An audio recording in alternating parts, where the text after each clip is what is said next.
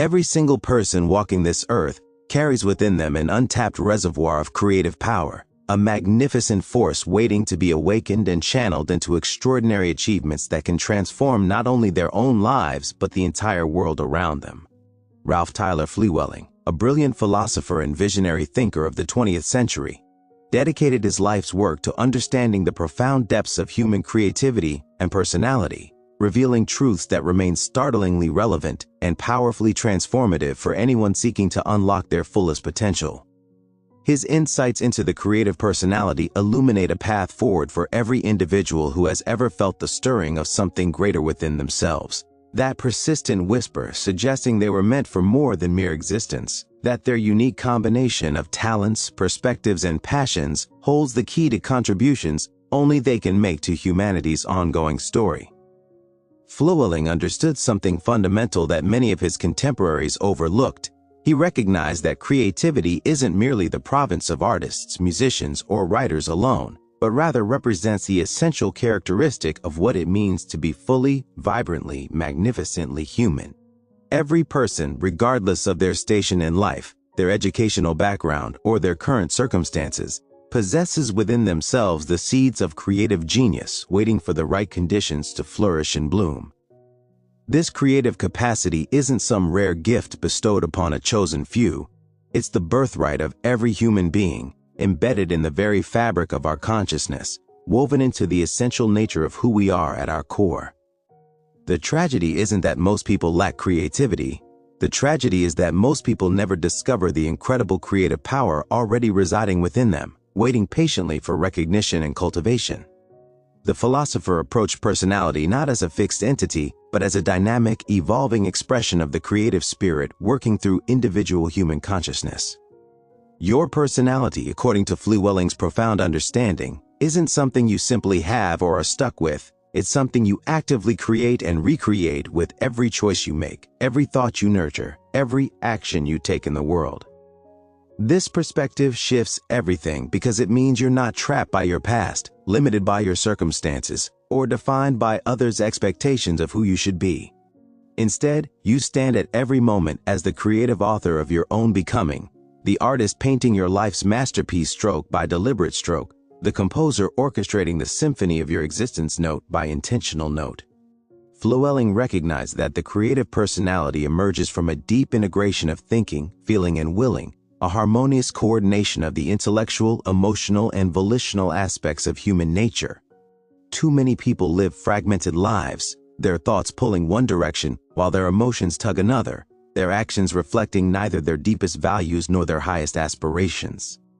This internal division drains creative energy, scatters focus, and leaves individuals feeling perpetually at odds with themselves, constantly fighting an exhausting civil war within their own consciousness. The creative personality, by contrast, achieves a synthesis where intellect illuminates the path, emotion provides the passionate fuel, and will supplies the driving force that transforms vision into reality. Consider for a moment how many people you've encountered who possess brilliant minds but lack the emotional connection to their work that would make it truly meaningful, or those who feel deeply and passionately about causes or pursuits but never develop the intellectual frameworks to make their efforts maximally effective. Then there are those who understand what needs doing and feel moved to act, yet somehow never marshal the willpower to follow through consistently over time.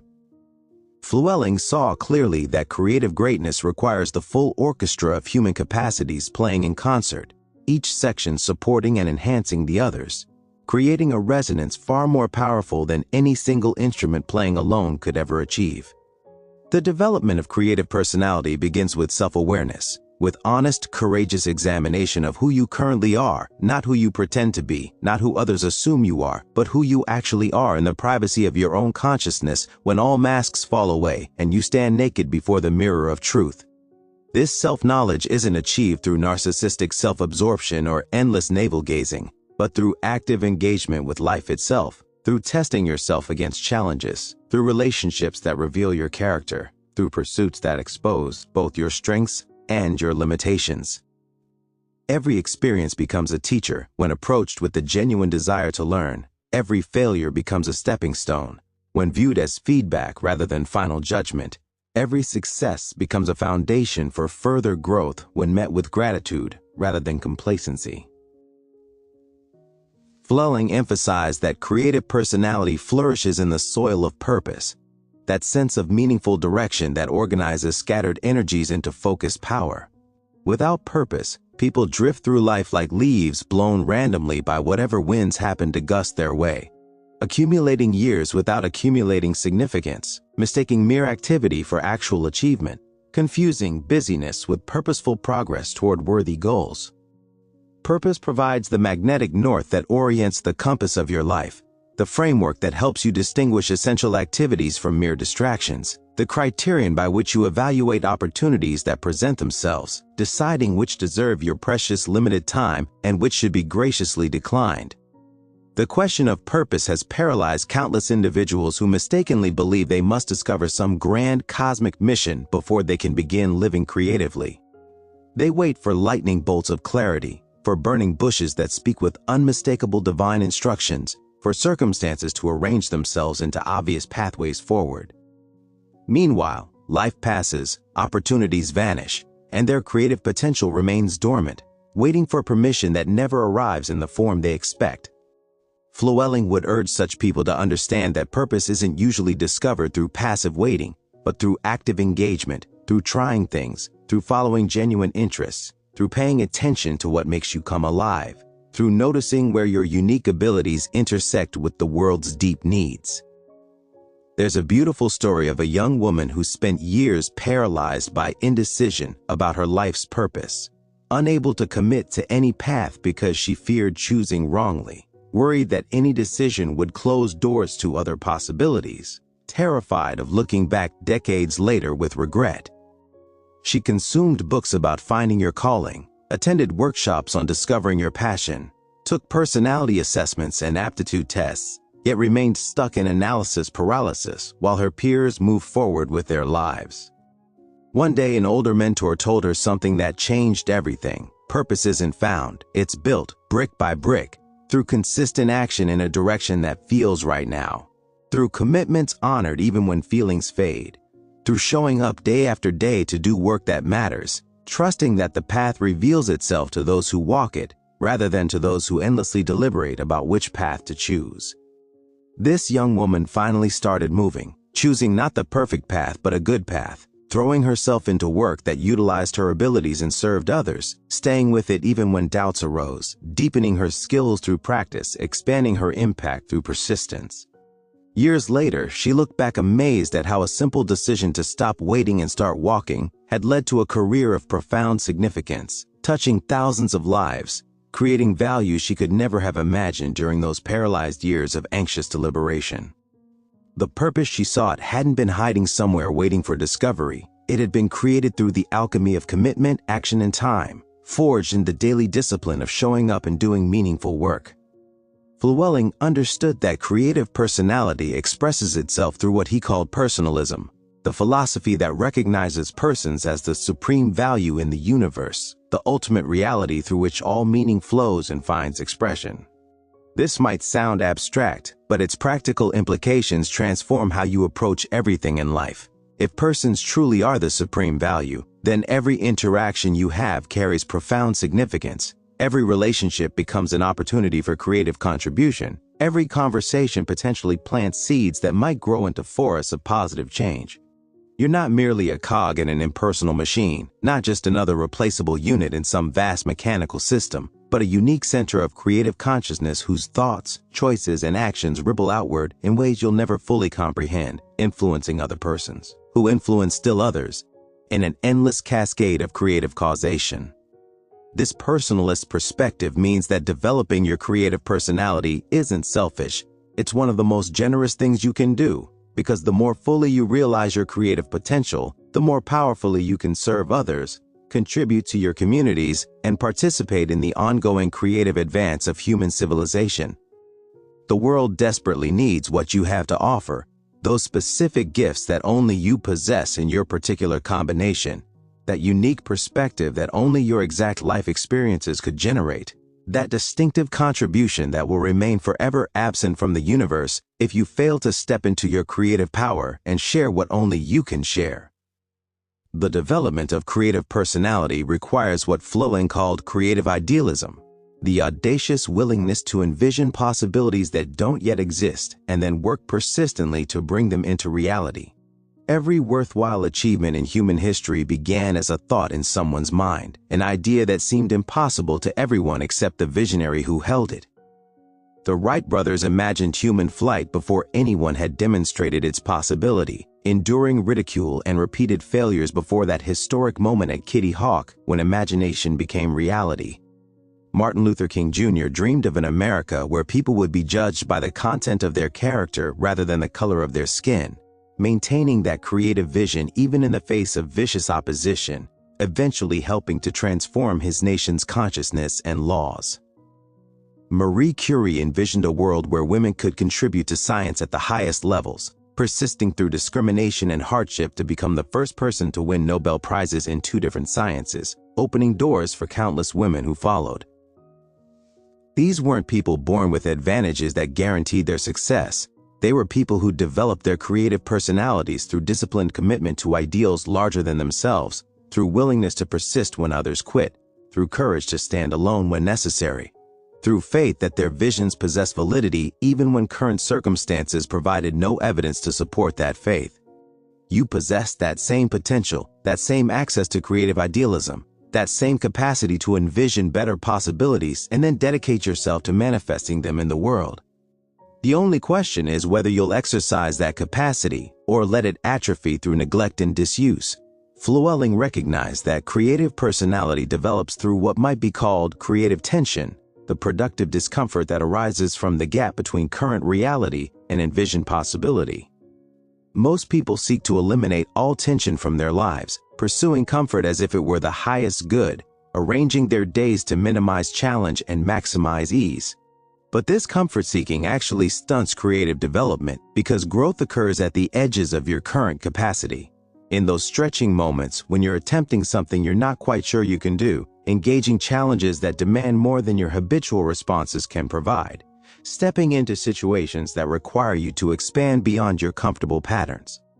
Think of a musician practicing a difficult piece. The tension between their current skill level and the demands of the music drives them to develop new techniques, refine their touch, expand their abilities. If they only ever played pieces they could perform perfectly on first sight, they'd never improve. Their musicianship would stagnate at whatever level they'd already achieved. The same principle applies to every domain of human endeavor. Creative growth requires engaging with challenges slightly beyond your current comfortable capacity, maintaining consistent effort even when progress seems frustratingly slow, trusting that the invisible work happening beneath the surface will eventually manifest as visible breakthroughs. There's an inspiring account of a man who decided in his 40s to learn to paint, despite having no apparent artistic talent and no training whatsoever in visual arts. His early attempts were, by any objective measure, terrible, childish daubs that barely represented recognizable objects, let alone demonstrated artistic merit. Friends kindly suggested he might pursue hobbies better suited to his abilities. His wife worried he was wasting time that could be spent on more practical pursuits. He himself often felt discouraged by the vast gulf between the images in his mind and what actually appeared on the canvas. But something in him refused to quit. Some creative spark insisted this was worth pursuing regardless of results. Some deep instinct recognized that the activity itself, the very process of engaging with painting, was developing capacities that mattered independent of whether he ever produced gallery-worthy work. He painted nearly every day for 10 years, studying techniques, experimenting with different media, gradually developing his eye, slowly training his hand to execute what his vision perceived. And something remarkable happened, not overnight but gradually. His work began to show genuine artistic merit, developing a distinctive style, demonstrating real skill, conveying emotional depth that moved viewers. By his mid-50s, he was exhibiting in local galleries, selling pieces, teaching workshops to aspiring artists. But the external success, gratifying as it was, mattered less than what the decade of creative practice had done to his personality, how it had developed patience, cultivated discipline, deepened his capacity for focused attention. enhanced his ability to perceive subtle variations in light and color, transformed his entire way of seeing and being in the world. Flewelling would recognize this transformation as the essence of creative personality development, the way consistent engagement with creative activity reorganizes consciousness itself, building new neural pathways, establishing new habits of perception and response, gradually reconstructing your very self into something more capable, more aware, more fully alive to the richness of existence. This is why he insisted that creative activity isn't optional for human flourishing, it's essential, as necessary to your full development as physical exercise is to maintaining bodily health and vigor. The philosopher understood that creative personality expresses itself through what he termed creative love, the active, outflowing concern for the well-being and development of other persons that manifests as genuine care rather than mere sentiment, as committed action rather than pleasant feelings.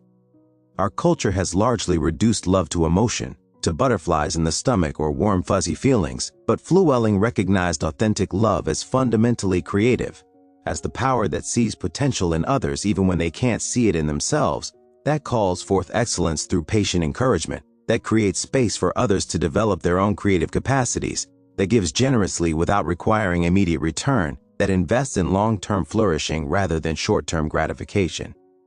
Around the 10-minute mark of exploring these profound insights into creative personality, it becomes clear that Flewelling's philosophy offers not mere abstract theory, but intensely practical wisdom for living more fully, more purposefully, more creatively in every dimension of your existence. Please like and subscribe to Audiobook Library as it helps this channel grow and continue bringing you these transformative ideas that can genuinely change your life when you not only hear them but actively apply them to your daily circumstances and long-term aspirations. Creative love transforms relationships from transactions into transformations, from exchanges of utility into encounters of genuine meaning where persons recognize and honor the sacred worth in each other. When you approach others with creative love, you don't ask primarily what they can do for you, but rather who they might become and how you might support that becoming. Parents demonstrate creative love when they nurture their children's unique gifts rather than forcing them into predetermined molds, when they provide structure that supports development rather than control that stifles individuality, when they gradually release rather than perpetually clutch, understanding that their role involves launching independent persons into the world rather than maintaining dependent subjects under their dominion. Teachers embody creative love when they see past current performance to latent potential, when they invest extra effort in struggling students not because it's required, but because they genuinely care about those students' development, when they celebrate authentic progress rather than comparing everyone to some arbitrary standard, when they create environments where diverse gifts can flourish rather than systems that reward only narrow definitions of intelligence or achievement.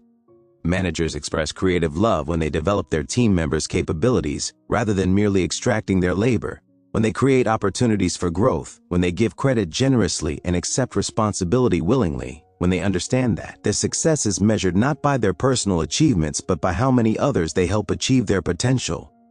In all these contexts and countless others, creative love differs radically from sentimental affection because it does the hard work of genuinely serving others' growth, even when that requires difficult conversations, honest feedback, maintained boundaries, or tough love that refuses to enable destructive patterns. Creative love cares enough to tell truth even when lies would be easier, to maintain standards even when lowering them would reduce conflict, to invest in long-term well-being even when that means accepting short-term discomfort or disapproval. Flewelling emphasized that creative personality develops through sustained attention and deep focus, increasingly rare capacities in our distraction-saturated age where every device competes for your awareness. Every app employs teams of engineers working to make their product more addictive. Every notification interrupts whatever concentration you might have been building. The ability to focus deeply on a single task for extended periods, to think about a problem from multiple angles without constantly checking your phone, to work for hours in a state of flow where time disappears and you're completely absorbed in meaningful activity. This capacity is becoming a superpower precisely because it's becoming so rare. The creative personality cultivates this capacity for sustained attention deliberately, establishing practices and environments that support deep focus, protecting time for concentrated work, resisting the cultural pressure toward constant connectivity and perpetual availability. This might mean setting specific hours for email checking, rather than reactively responding to every incoming message, establishing phone-free zones or times in your daily schedule, creating a workspace that minimizes distractions, using techniques like the Pomodoro method to build concentration gradually, or simply practicing the lost art of doing one thing at a time with your full attention rather than perpetually multitasking in a state of divided consciousness that never fully engages with anything. Research in neuroscience confirms what Flewelling understood philosophically: the brain you build through your daily practices, the neural structures that strengthen or weaken based on what you repeatedly do, the thought patterns that become automatic through consistent repetition. If you spend your days fragmenting your attention across multiple streams of information, your brain adapts to that pattern, becoming increasingly skilled at rapid task switching while losing capacity for sustained concentration. Conversely, when you practice deep focus regularly, you literally rewire your neural architecture to support extended attention, making concentration progressively easier and more natural over time. There's a compelling story of a writer who found herself completely unable to work on her novel despite having dedicated time and a supportive environment. Every time she sat down to write, within minutes she'd be checking email, browsing social media, researching random topics that seemed urgent but weren't, essentially doing anything except the deep creative work she claimed to value most. She grew increasingly frustrated with herself, interpreting her distraction as lack of discipline or evidence that she wasn't really meant to be a writer. Finally, she attended a workshop where the instructor explained that attention is like a muscle, strengthened through use, weakened through neglect, requiring progressive training rather than just willpower. The instructor challenged participants to start incredibly small, just 5 minutes of focused writing without any digital devices, no multitasking, no interruptions, just 5 minutes of pure attention to the creative work. This seemed almost laughably easy, yet the writer discovered that even 5 minutes felt challenging initially, her mind constantly generating urgent reasons to break focus, to check just one thing, to do something other than write. But she persisted with the 5-minute sessions, then gradually increased to 10 minutes, then 15, slowly rebuilding her capacity for sustained creative attention. Within 3 months, she could work for 2-hour blocks in deep concentration, producing more quality writing in those focused sessions than she'd previously produced in entire scattered days of distracted effort. The transformation wasn't magical, it was systematic rebuilding of a capacity that had atrophied through years of digital distraction, patient training of attention through consistent practice, gradual strengthening of neural pathways that support sustained focus. This writer went on to complete her novel, publish it successfully, and write several more books, but the real gift wasn't the external achievement, it was the reclaimed capacity for deep attention that enriched every area of her life, enhancing her relationships through ability to be fully present with loved ones, improving her professional work through capacity for complex problem solving, deepening her spiritual life through ability to meditate and reflect without constant mental chatter. Flewelling understood that creative personality requires what might be called creative courage, the willingness to venture beyond the known and comfortable into uncertain territories where failure is possible, even likely, at least initially. Every creative act involves risk. The risk that your work won't meet your own standards, that others will criticize or ridicule your efforts, that you'll invest time and energy without guarantee of return, that you'll expose your authentic self in ways that leave you vulnerable to rejection. This inherent risk explains why so many people never develop their creative potential. They can't bear the vulnerability that genuine creativity requires, preferring the safety of conventional paths and predictable outcomes even if those paths lead nowhere particularly meaningful.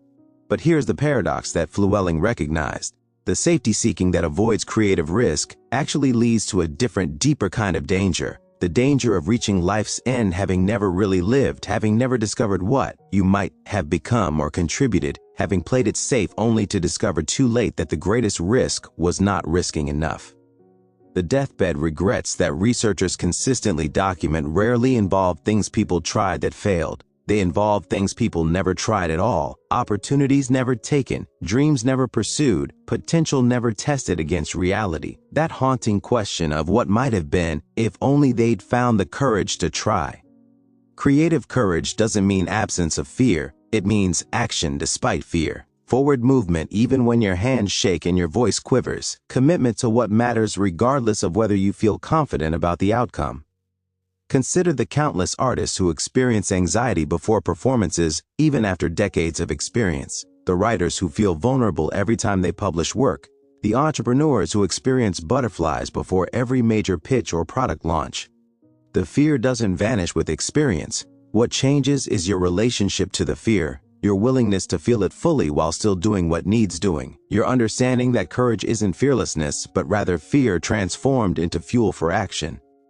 There's a moving account of a man who spent decades in a corporate career that provided security but no satisfaction, who dreamed of transitioning to teaching but couldn't imagine leaving the known for the unknown, the comfortable salary for the modest teacher's pay, the established identity for a beginner's uncertainty. Every year he told himself maybe next year, maybe when circumstances were more favorable, maybe when he'd saved a little more, always finding reasons to delay the leap he longed to make. Then his father died suddenly, and the shock of mortality jolted him into recognition that someday never comes, that life doesn't wait for perfect conditions, that the time to live according to your deepest values is now or possibly never. He gave notice at his corporate job, enrolled in a teaching certification program, accepted his first teaching position at age 48, becoming the oldest rookie teacher in his district. The first year was brutally difficult. He struggled with classroom management, questioned whether he'd made a terrible mistake, earned less than half his previous salary, dealt with the ego adjustment of being a beginner again after decades as an accomplished professional. But something in him knew he'd finally stepped into alignment with his authentic self, that despite the challenges he was finally doing work that mattered in ways his corporate career never had, finally contributing value that couldn't be measured on a spreadsheet but could be seen in students' faces when concepts suddenly made sense, in thank you notes from parents, in the knowledge that he was shaping young lives during their crucial developmental years. 20 years later, approaching retirement from teaching, he reflected that leaving corporate life was simultaneously the scariest and the best decision he'd ever made, that the rewards of meaningful work far outweighed the costs of reduced income and lost security, that he'd touched hundreds of lives in ways that still rippled outward through his former students as they moved into various careers and contributions. He wished only that he'd made the transition sooner, that he'd found creative courage earlier rather than wasting decades in work that never truly engaged his heart. But he was grateful that he'd made the leap at all, rather than spending his entire career wondering what if. Flewelling emphasized that creative personality expresses itself through what he called creative synthesis, the capacity to integrate diverse elements into coherent wholes, to recognize patterns that connect seemingly separate domains, to find unity beneath apparent diversity, to build bridges between isolated islands of knowledge or experience. The most significant advances in human understanding often occur at the intersections of disciplines, where insights from one field illuminate problems in another, where combining previously separate elements generates emergent properties that transcend what either element possessed individually. Creative synthesis requires broad curiosity, willingness to explore widely rather than specializing narrowly, comfort with ambiguity and complexity rather than demanding premature certainty, patience with the slow germination period that often precedes breakthrough insights. Many of history's most creative individuals were polymaths, who refused to confine themselves within single disciplines, who read voraciously across multiple fields, who cultivated diverse experiences and relationships, who trusted that their wide-ranging interests would eventually coalesce into unique contributions that more narrowly focused individuals couldn't produce. Leonardo da Vinci's genius emerged partly from his refusal to separate art from science. His anatomical studies informed his painting, his observations of water flow influenced his engineering designs, his everything connected to everything else in his endlessly curious, synthesizing mind. Steve Jobs credited his ability to create elegantly designed technology to his diverse interests in calligraphy, meditation, architecture, and other domains that most engineers never explored, understanding that the creative combinations occurred precisely because he wasn't limiting himself to conventional paths. Maya Angelou's powerful writing drew from her experiences as dancer, singer, actress, journalist, civil rights activist, and scholar, weaving insights from all these roles into literary works that touch millions. You don't need to be a Renaissance genius to practice creative synthesis in your own life and work. You simply need to resist the cultural pressure toward ever narrower specialization, maintaining curiosity about domains outside your primary focus, noticing connections between different areas of your life, allowing insights from one context to inform challenges in another, trusting that your unique combination of experiences and knowledge creates a perspective no one else possesses.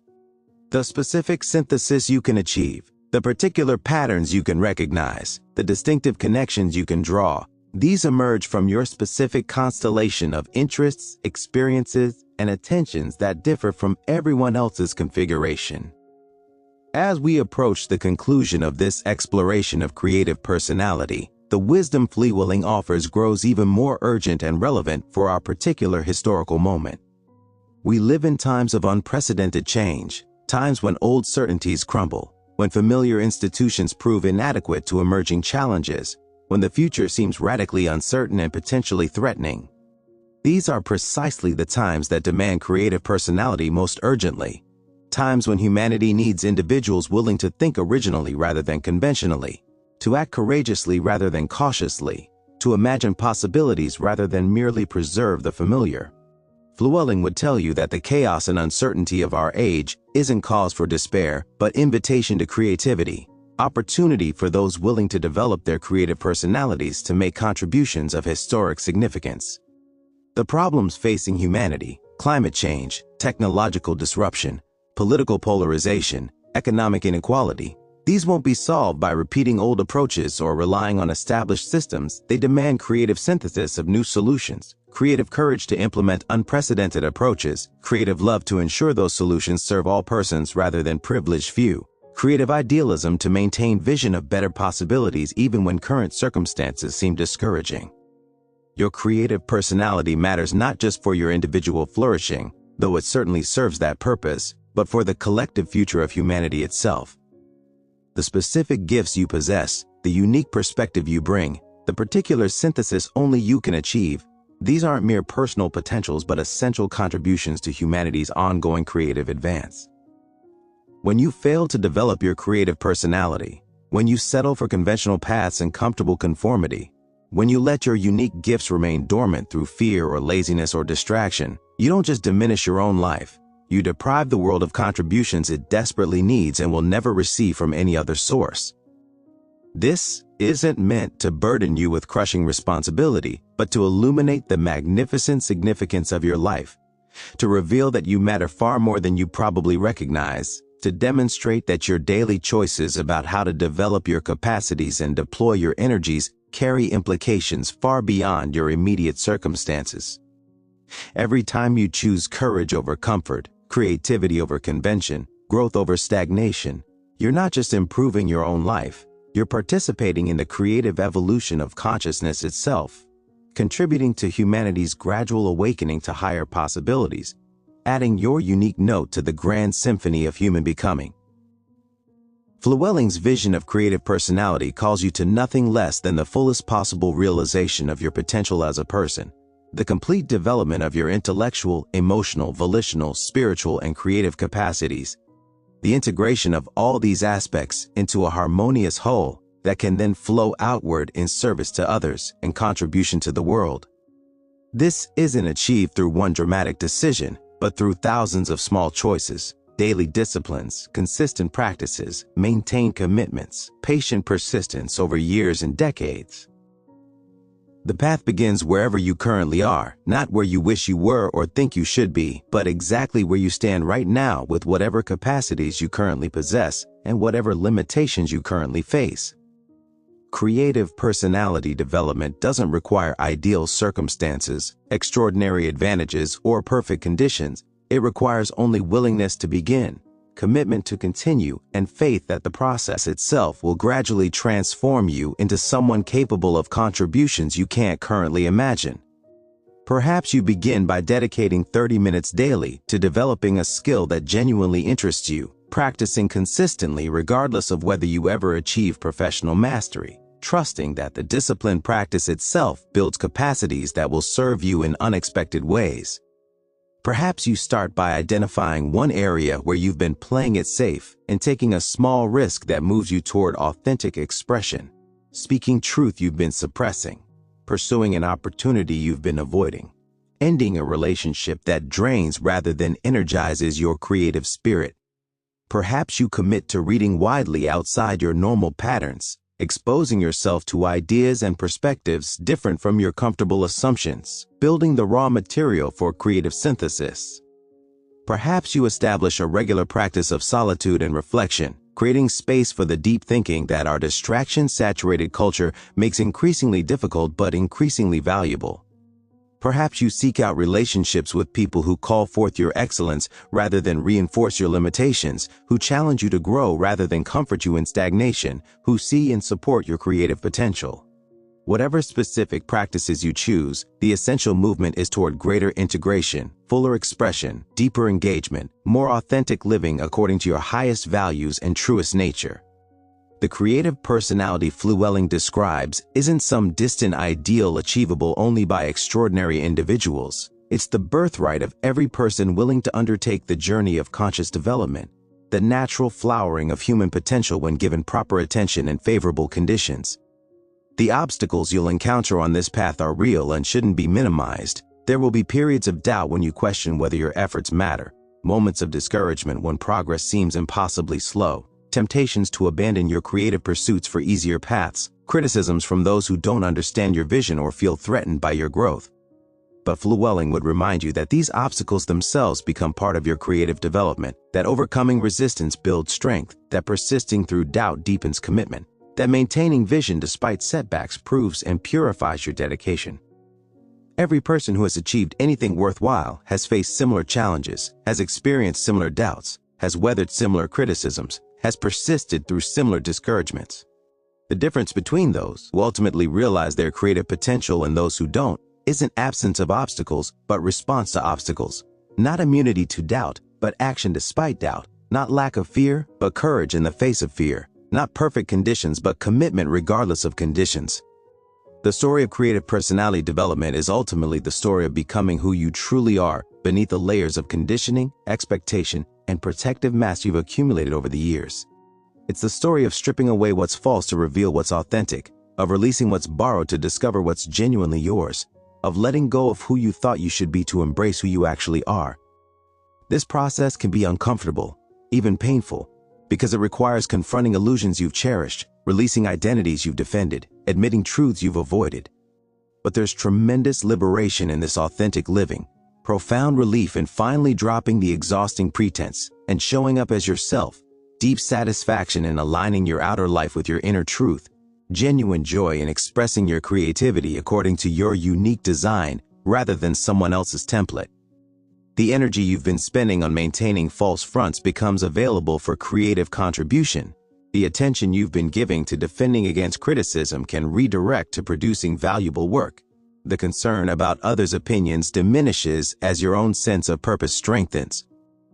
Flewelling's philosophy of creative personality offers a vision of human existence that is simultaneously realistic about challenges and optimistic about possibilities, honest about obstacles and hopeful about potential, clear-eyed about what development requires and confident about what development can achieve.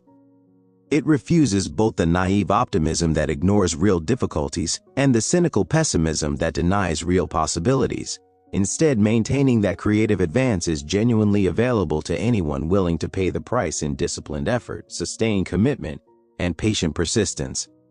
Near the end of this exploration, as we gather together the threads of these profound insights, please like and subscribe to Audiobook Library, as it helps this channel grow and continue providing you with transformative wisdom from history's greatest thinkers. Ideas that can genuinely reshape your understanding and redirect your life toward greater meaning, impact, and fulfillment. The implications of Flewelling's thought extend far beyond individual development to social transformation, because societies ultimately consist of persons, and the quality of any society directly reflects the development of the persons comprising it. A society of creative personalities would look radically different from our current reality. It would value authentic expression over conformity, creative contribution over mere consumption, personal growth over material accumulation, meaningful relationships over transactional exchanges, long-term flourishing over short-term gratification. Such a society would organize its institutions to support creative development, Its educational systems would cultivate diverse gifts rather than enforcing standardization. Its economic structures would reward genuine value creation rather than extracting maximum profit. Its political systems would enable authentic participation rather than manipulating passive spectators. Its cultural narratives would celebrate creative achievement across all domains rather than fixating narrowly on wealth and fame. While we're far from this vision currently, every individual who develops their creative personality contributes to movement in this direction, demonstrating through their own life that different ways of being are possible, modeling for others what authentic creative living looks like, creating ripple effects that influence everyone they encounter. Your development isn't just about you, it's about the example you set, the possibilities you demonstrate, the encouragement you provide to others who are watching how you live, wondering whether they too might dare to develop their creative potential. When you choose courage, others notice and find their own courage strengthened. When you express authentically, you give others permission to drop their masks. When you create value through your unique gifts, you inspire others to discover and develop their own distinctive contributions. The legacy you leave isn't primarily the specific things you produce or accomplish, though those certainly matter. It's the impact your creative personality has on other persons, the ways your example influences their development, the seeds you plant that may not flower until long after you're gone, the chain reactions of creative awakening that your choices initiate. This is why developing your creative personality ranks among the most important things you can do, not because it makes you special or superior, but because it makes you fully yourself. And the world desperately needs more people who have the courage to be fully themselves, rather than pale copies of someone else's vision. As we conclude this deep exploration of creative personality through Flewelling's profound insights, the call is clear. You possess within yourself right now everything needed to begin this magnificent journey of creative development. You don't need to wait for better circumstances, more time, fewer obligations, greater confidence, or any other condition you've been using to justify delay. You can begin today, in this moment, with one small choice that honors your creative nature, one small action that moves you toward fuller expression, one small commitment that serves your development. The path won't always be easy, but it will be worth it. The journey will include challenges, but those challenges will refine rather than diminish you. The process will take time, but that time will transform you in ways that justify every moment invested. Years from now, looking back on the decision to consciously develop your creative personality, you'll recognize it as one of the most important choices you ever made. Not because it led to external success, though it may well do that, but because it led to internal integration, authentic expression, meaningful contribution, and the deep satisfaction of having lived truly rather than merely existed. Flewelling's vision reminds us that every person is a creative being, that creativity isn't optional but essential to full humanity, that developing your creative personality isn't selfish but serves the highest good of all, that the universe itself moves forward through the creative contributions of persons like you who choose to awaken their potential and share their gifts. The question isn't whether you have creative capacity, you absolutely do. The question is whether you'll develop that capacity or let it remain dormant throughout your life, whether you'll answer the call to creative expression or ignore the persistent whisper of unrealized potential that stirs within you. The philosopher understood that creative personality isn't developed in isolation, but through dynamic engagement with other persons, through relationships that challenge and support, through communities that value authentic contribution over superficial conformity, through encounters that expand your perspective and deepen your understanding. The hermit withdrawing from society to avoid its corrupting influences misunderstands the nature of creative development, which requires friction and challenge, dialogue and debate, cooperation and sometimes conflict with others whose different perspectives reveal your blind spots and test the validity of your ideas. This is why Flewelling emphasized the importance of surrounding yourself intentionally with people who support your creative development, who celebrate your progress rather than resent your growth, who ask questions that stimulate your thinking rather than make pronouncements that shut down exploration, who hold you accountable to your stated commitments while showing grace for your inevitable stumbles and setbacks. The people you spend time with profoundly influence the person you become, not because they determine your destiny, but because they create an environment that either supports or undermines your creative aspirations. Consider honestly the 5 people you spend most time with. Are they developing their own creative potential or settling for comfortable mediocrity? Do they encourage your growth or subtly sabotage it through criticism or mockery? Do they engage in meaningful conversations about ideas and possibilities or endless gossip about other people? Do they invest their time and energy in worthwhile pursuits or waste both on trivial distractions? These questions aren't meant to judge others harshly, but to help you recognize that relationships either energize or drain your creative spirit, either support or undermine your development, and that you have both the right and responsibility to curate your social environment as carefully as you would curate your physical environment. This doesn't mean abandoning everyone who isn't perfectly aligned with your creative vision. Relationships involve mutual obligation and loyalty that shouldn't be casually discarded. But it does mean being intentional about seeking out additional relationships with people who are themselves committed to creative development, who understand the journey you're on because they're on similar journeys, who can offer both challenge and support from lived experience rather than theoretical understanding. These might be found in workshops or classes related to your creative interests, in professional associations, in online communities centered around specific pursuits, in local meetup groups, or simply by reaching out to individuals whose work or life you admire. There's a powerful story of a woman who felt increasingly isolated in her creative pursuits. Her family didn't understand why she spent hours writing when she could be watching television with them. Her longtime friends mocked her aspirations as unrealistic fantasies. Her coworkers considered her creative interests strange hobbies that had no place in serious adult life. She began to believe they were right, that her creative urges were childish indulgences she should outgrow, that practical people didn't waste time on such pursuits, that she should accept normal life and stop reaching for something more.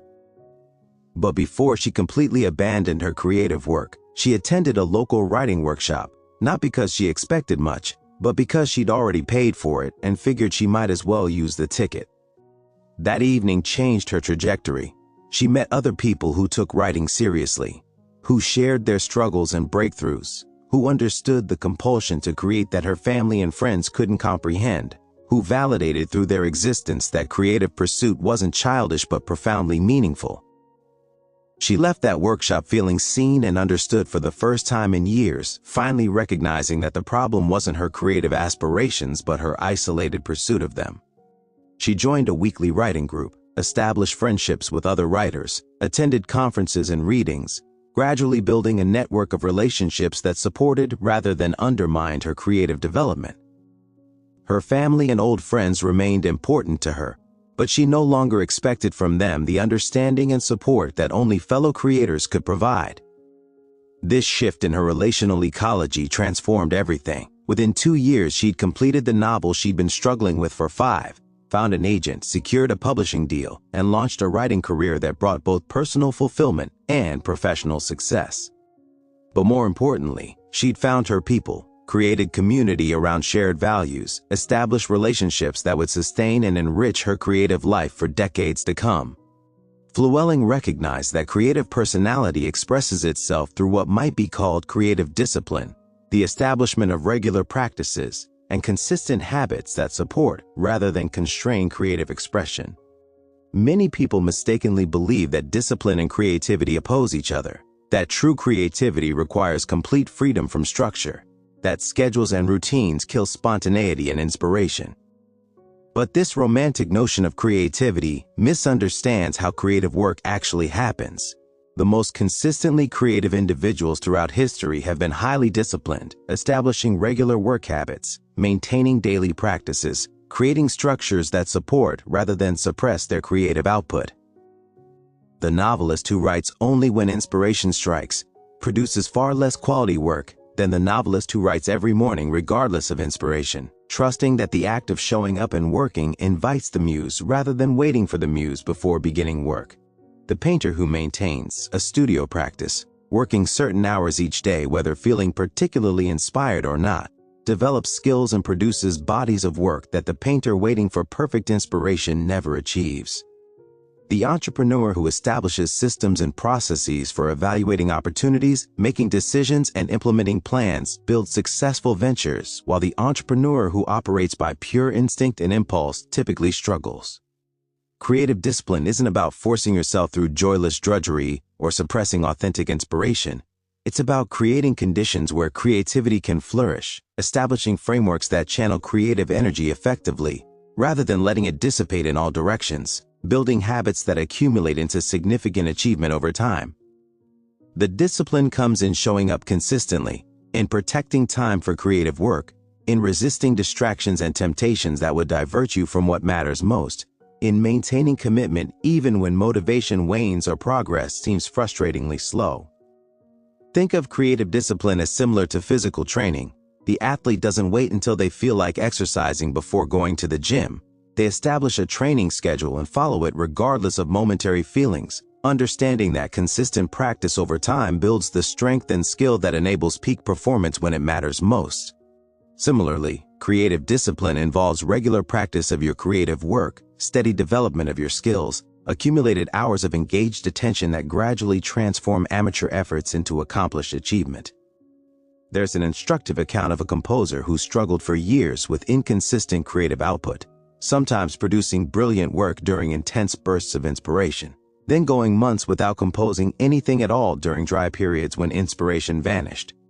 He felt frustrated by his unreliability, unable to meet deadlines or maintain the steady productivity necessary for a sustainable career. Then he read about the working habits of Bach, Mozart, and other great composers who treated composition like a job, showing up at their desks at regular hours, working whether inspired or not, trusting the process rather than waiting for perfect conditions. He decided to experiment with this approach, establishing a daily composition practice of 3 hours every morning, starting at 8 o'clock regardless of how he felt, whether ideas were flowing or not, whether the previous day's work had gone well or poorly. The first weeks were brutal. He'd sit at the piano feeling completely uninspired, forcing himself to work through scales and exercises, sketching ideas that seemed mediocre, fighting the urge to abandon the whole experiment as pointless. But he persisted, honoring his commitment even when every instinct screamed that he was wasting time. Gradually, something shifted. Ideas began flowing more regularly. The work during his scheduled hours became increasingly productive. He found himself entering flow states with greater frequency and reliability. Within 6 months, he composed more quality material than in the previous 2 years of sporadic, inspiration-dependent work. He discovered what disciplined creators have always known, that showing up regularly and working consistently actually invites inspiration rather than constraining it, that the muse favors those who are present and working when she arrives, rather than those waiting idly for her appearance. Flewelling understood that creative personality requires what we might call creative responsibility, the mature acceptance that your life is your creation, that you are the primary author of your circumstances and character, that while you can't control everything that happens to you, you absolutely can control how you respond to what happens. This radical responsibility represents a complete rejection of victim mentality, of blaming circumstances or other people for your failures and limitations, of waiting for someone else to rescue you or fix your problems. Creative responsibility means recognizing that if your life isn't working, you have the power and obligation to change it. That if you're unhappy with results you're getting, you need to modify the actions producing those results. That if you want different outcomes, you must become a different person through deliberate development of new capacities and elimination of limiting patterns. This isn't about self-blame or harsh judgment. It's about claiming your power as a creative agent capable of shaping your life through your choices.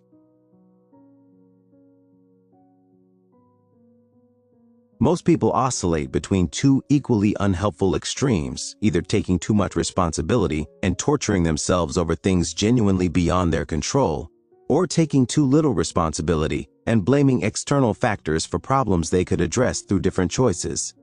Creative responsibility finds the middle path, accepting full responsibility for your responses while acknowledging that circumstances constrain but don't determine outcomes. That your creative agency operates within limits, but nonetheless operates powerfully when consciously exercised.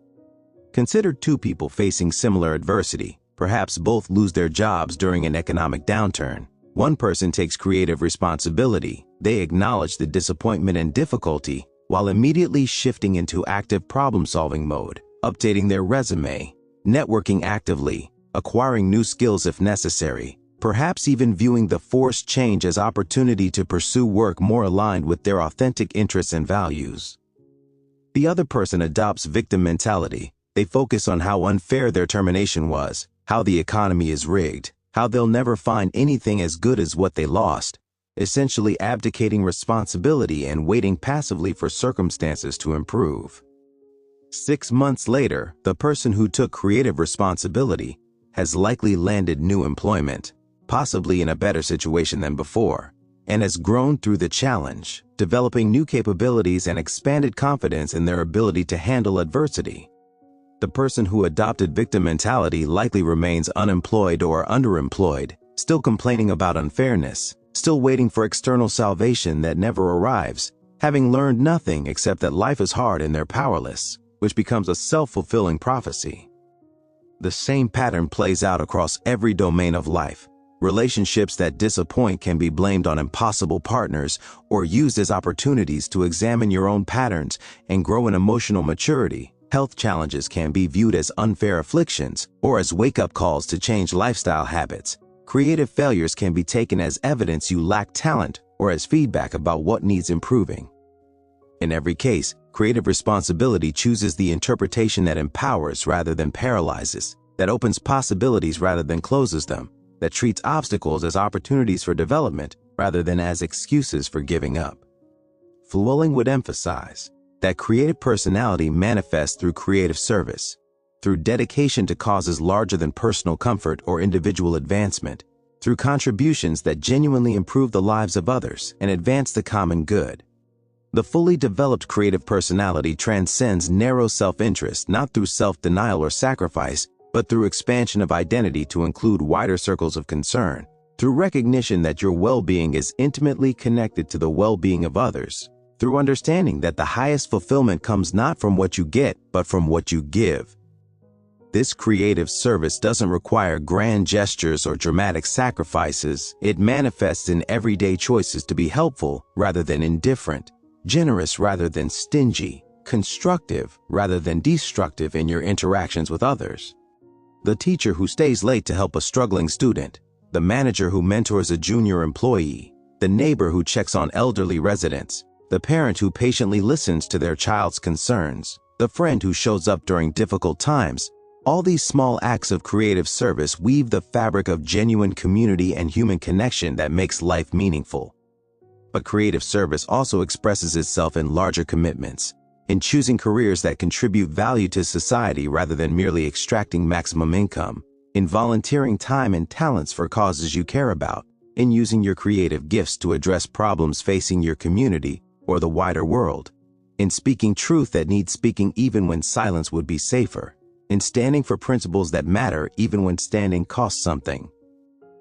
These larger expressions of creative service flow naturally from the same wellspring as smaller ones, from creative love that genuinely cares about the well-being of others, from creative responsibility that recognizes we're all connected, from creative courage that's willing to act on convictions. There's a moving story of a successful attorney who built a lucrative practice representing corporate clients in complex litigation, earning substantial income and professional prestige, achieving everything he'd worked toward during law school and early career. Yet despite the external success, he felt increasingly empty, disconnected from the idealism that had originally drawn him to law, troubled by the realization that his work primarily helped wealthy clients get wealthier while doing nothing to address injustice or serve vulnerable populations who desperately needed legal representation.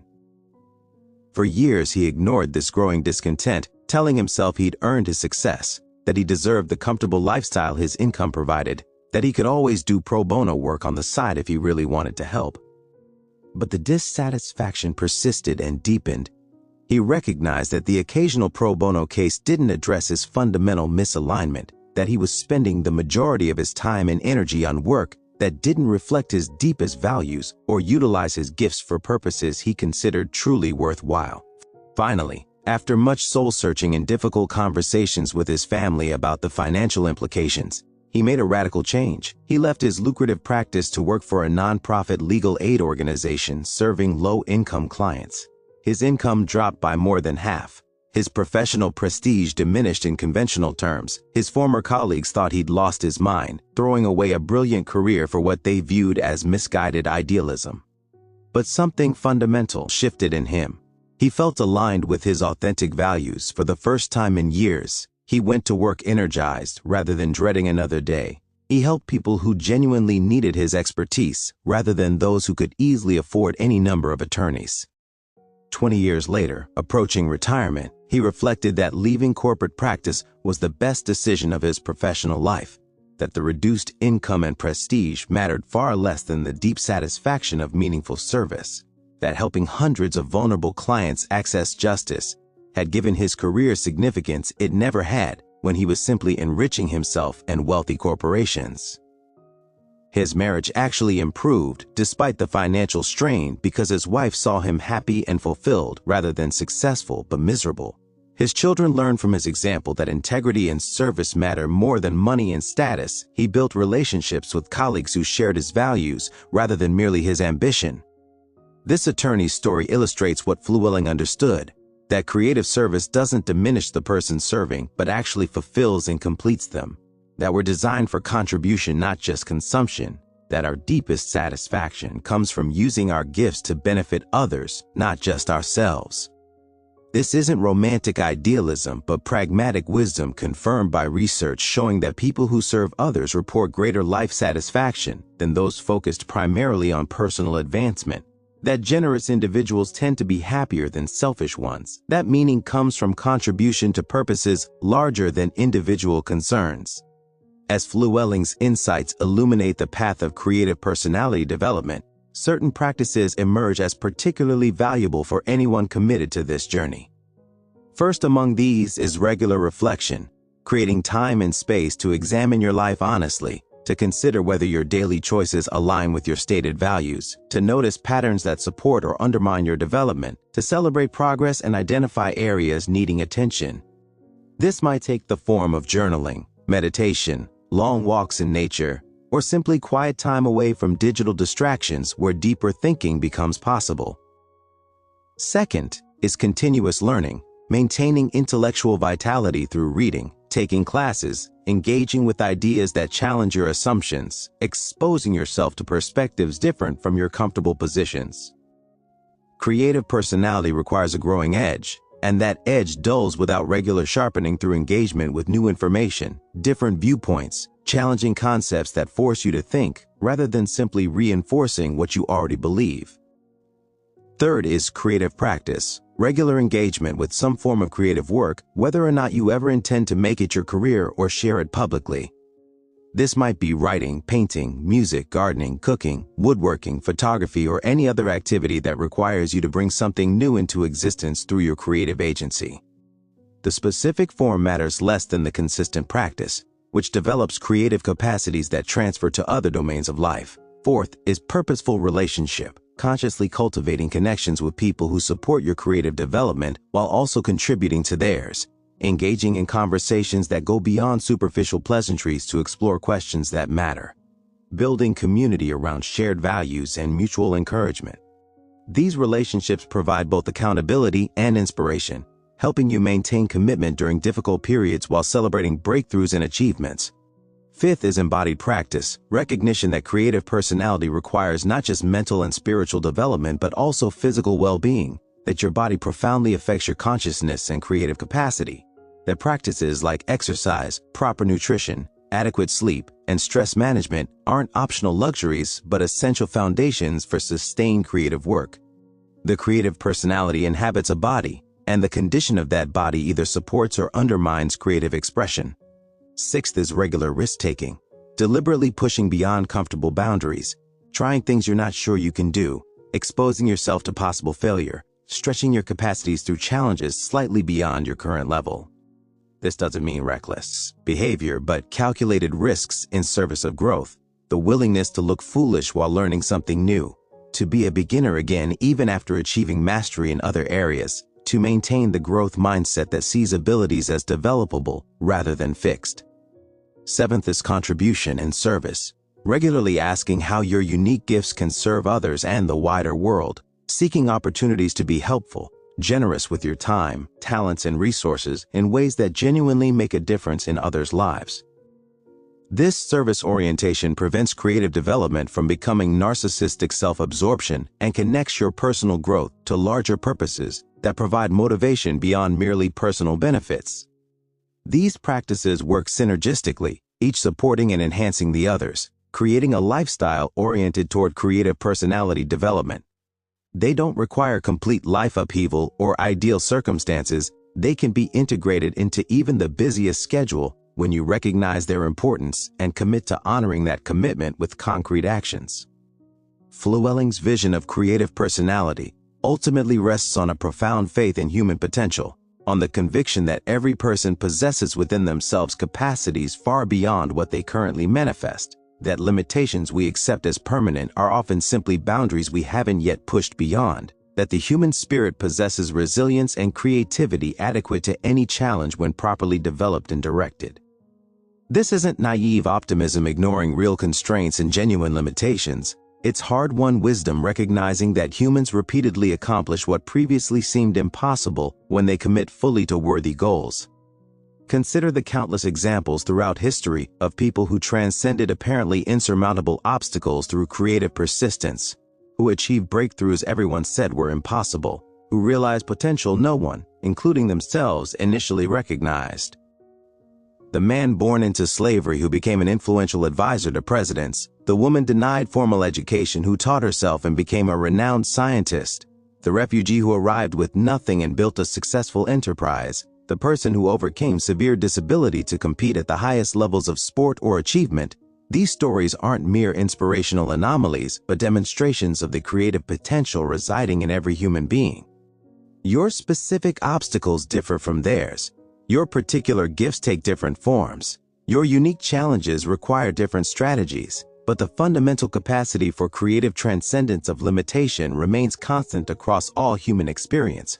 You possess within yourself, right now, resources you haven't fully tapped, abilities you haven't completely developed, possibilities you haven't entirely explored. The question isn't whether you have creative potential. The question is whether you'll develop it. As we draw near the conclusion of this extensive exploration, please check out the other videos in our library, where you'll find more transformative wisdom from history's greatest thinkers, ideas that can reshape your understanding and redirect your life toward greater meaning and purpose. The development of creative personality isn't a destination you reach, but a direction you travel, not a fixed achievement, but an ongoing becoming. Not something you complete, but something you continually deepen and expand throughout your entire life. There's no point where you can declare yourself fully developed and stop growing. No achievement that excuses you from further effort. No age at which development becomes impossible or inappropriate. As long as you're alive and conscious, you retain capacity for further creative development, for new learning, for deeper integration, for expanded contribution. This lifelong nature of creative development can seem daunting, suggesting a journey without end, perpetual striving without rest, endless effort without completion. But Flewelling would reframe this concern, pointing out that the ongoing nature of creative development means you never exhaust the possibilities, never run out of room for growth, never finish what life has to offer in terms of learning and becoming. The journey itself is the point, not some imagined destination where you finally arrive and can stop traveling. The joy comes not from completing your development, but from engaging actively in the developing, not from achieving perfect integration, but from moving toward greater integration, not from realizing all your potential, but from continually expanding what's possible for you. This perspective shifts everything, transforming what might feel like burden into what reveals itself as privilege, the magnificent opportunity to participate in your own becoming, to shape yourself through conscious choice, to create the person you're becoming through 10,000 daily decisions about how to think, feel, and act. Flewelling's philosophy of creative personality calls you to embrace this privilege fully, to stop waiting for permission or perfect conditions, to begin right now with whatever capacities you currently possess, to trust that the path reveals itself to those who walk it, to have faith that your unique contribution matters even when you can't see how, to believe that your creative development serves not only yourself but the ongoing creative advance of all humanity. The world needs you, specifically you, not some idealized version of you that doesn't exist or perfect you that you imagine you should be, but actual you with your specific mix of gifts and limitations, strengths and weaknesses, past experiences and future possibilities. What you have to offer, no one else can provide in quite the same way. The perspective you bring, the synthesis you can achieve, the contributions you can make, these emerge from your unique configuration of characteristics and circumstances that differentiate you from every other person who has ever lived or will ever live. This isn't pressure but invitation, not burden but opportunity, not demand but possibility available to you if you choose to accept it. You can decline this invitation, coast through life on autopilot, settle for comfortable mediocrity, leave your creative potential undeveloped, and no one will punish you or force you to do otherwise. But you'll know, in quiet moments of honest self-reflection, that you had more to give and chose not to give it, that you possessed capacities you decided not to develop, that you had a chance to create something meaningful and opted instead for what was easy and comfortable and safe. Or you can accept the invitation, commit to developing your creative personality, dedicate yourself to becoming fully who you're capable of becoming. Invest your time and energy in pursuits that matter. Build relationships that support your growth. Establish practices that deepen your capacities. Take risks that expand your boundaries. Serve purposes larger than personal comfort. Create value that outlasts your lifetime. Contribute to the ongoing story of human creative advance and discover through direct experience the profound satisfaction that comes from living authentically and contributing meaningfully. The choice, as always, is yours. No one can make it for you. No one can develop your creative personality except you. No one can live your life but you. Flewelling's insights provide a map, but you must walk the territory. His philosophy illuminates the path, but you must take the steps. His vision reveals the possibilities, but you must do the work of actualizing them in your specific circumstances with your particular gifts. This extensive exploration of creative personality, according to Ralph Tyler Flewelling's profound insights, has covered tremendous ground, from the fundamental nature of creativity as essential to human existence, through the various dimensions of creative personality development, to practical applications and inspiring examples of people who have walked this path successfully. The wisdom shared here represents distilled truth from decades of philosophical reflection and lived experience, principles that have proven their worth across countless lives and contexts. But wisdom only transforms when applied. Knowledge only serves when acted upon. Inspiration only matters when channeled into concrete choices and sustained actions. Everything you've encountered in this exploration remains merely interesting information unless you do something with it. Unless you take these ideas and implement them in your actual daily life, unless you move from understanding to application, from knowing to doing, from possibility to actuality. So the real question as we conclude isn't whether you found this information interesting or valuable, but what you'll do differently because of encountering these ideas, how you'll modify your choices, what commitments you'll make, which practices you'll establish, what risks you'll take, how you'll show up differently in the world starting today. Without concrete action, even the most profound wisdom changes nothing, but with committed application, even simple principles can transform everything. Perhaps you'll start by identifying one specific practice from those discussed that resonates with your current needs and circumstances, committing to implementing that practice daily for the next 30 days, building the habit until it becomes natural and automatic, then adding another practice, gradually constructing over months and years a lifestyle oriented toward creative personality development. Perhaps you'll examine your current relationships honestly, identifying which ones support your growth and which undermine it, then making deliberate choices about where to invest your relational energy. Perhaps you'll evaluate how you currently spend your time and attention, noticing where you're trading precious life for trivial distractions, then reclaiming that time for pursuits that actually develop your capacities and contribute to your purposes. Whatever specific actions you choose, the essential movement is from passive consumption of ideas to active implementation of principles. From merely learning about creative personality to actually developing your creative personality through sustained deliberate practice over time. This implementation won't be perfect. You'll stumble and backslide. You'll maintain new practices for a while, then let them slip. You'll make progress, then regress. You'll experience breakthroughs, then hit plateaus. This messy reality of actual growth differs dramatically from idealized fantasies of smooth linear advancement. But it's the only path available, and it absolutely works when you persist through the inevitable difficulties. Flewelling's vision of creative personality offers profound hope for every individual willing to undertake the journey, hope grounded not in wishful thinking, but in philosophical understanding of human nature and empirical observation of what people actually achieve when they commit to their development. This hope affirms that your current circumstances don't determine your future possibilities, that your past doesn't define your potential, that limitations you've accepted as permanent might be boundaries you can transcend through creative effort, that the capacities you'll possess 5 years from now depend largely on choices you make starting today. This hope empowers without misleading, inspires without deceiving, motivates without manipulating. It tells hard truths about what development requires while also revealing magnificent possibilities about what development can achieve. It refuses both the pessimism that says change is impossible and the naive optimism that says change is easy, instead maintaining that change is definitely possible and definitely challenging, absolutely available and absolutely demanding, within reach of anyone willing to pay the price, but requiring genuine commitment and sustained effort from those who want the results. As this exploration concludes, the invitation stands before you clearly. You can continue living as you've been living, following familiar patterns, maintaining comfortable habits, settling for adequate results, or you can step into the challenging, rewarding journey of creative personality development, committing to becoming more fully yourself, dedicating yourself to realizing more of your potential, contributing more significantly to the lives of others and the advancement of worthy purposes. Neither choice is wrong, but they lead to radically different destinations, produce dramatically different results, create utterly different life experiences and legacies.